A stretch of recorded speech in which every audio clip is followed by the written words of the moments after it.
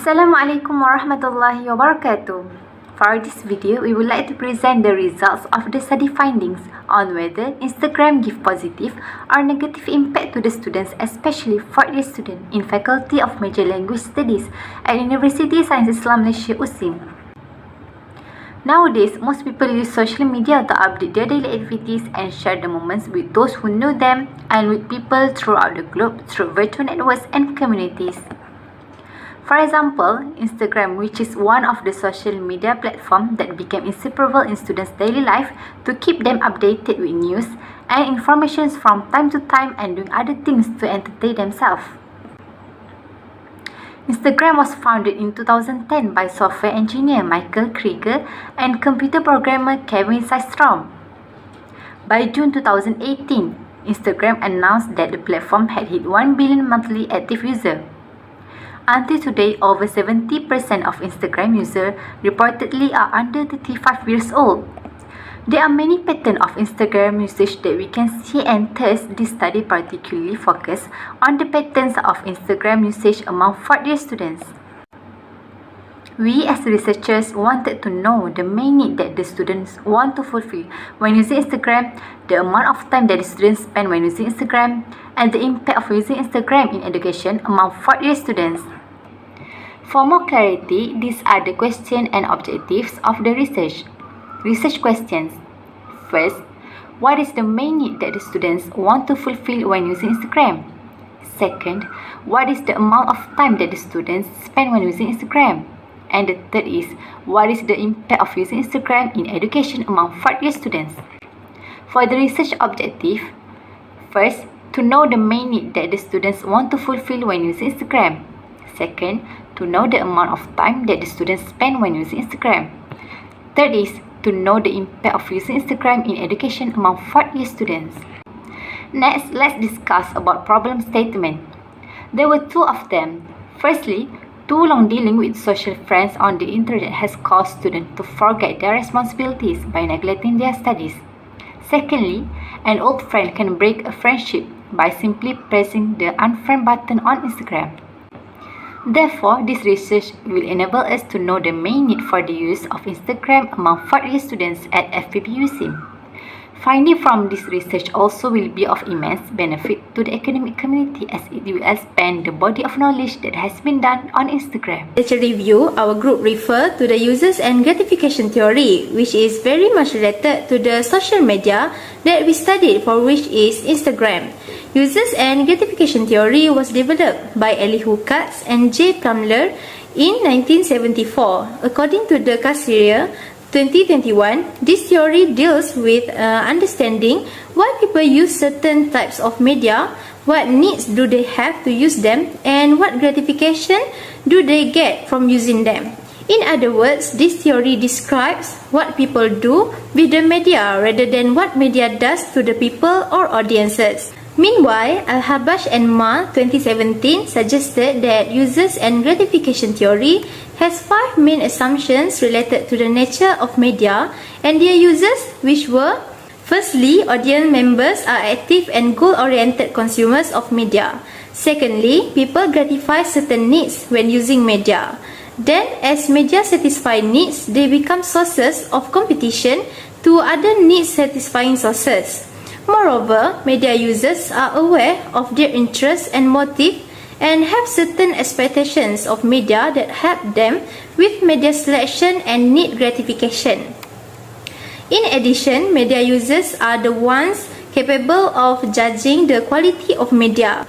It means that the theory recognizes individuals having great and huge powers on their decision on what they want in media rather than the influence that the media may have on them.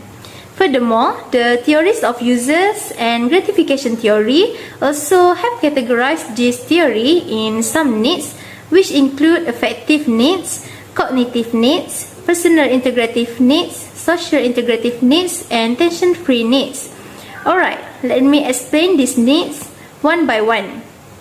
First, affective needs, which happen when people use media for personal needs like pleasure or emotional needs. while cognitive needs related to concern in acquiring knowledge and information, as well as having an understanding of people's social environments, exploration, and curiosity.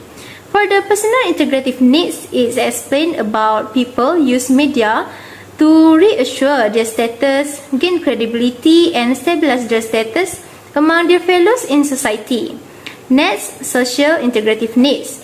It's described about people use media to socialize and interact through social networking sites like Facebook and Twitter. Last but not least, tension-free needs, which mainly focus on what people do to the media. In this research, we focus on student needs when using Instagram, the frequency they use it, and the impact of using it, whether it is a positive or negative impact on their education. For our research, we use survey research study method by collecting data through questionnaire.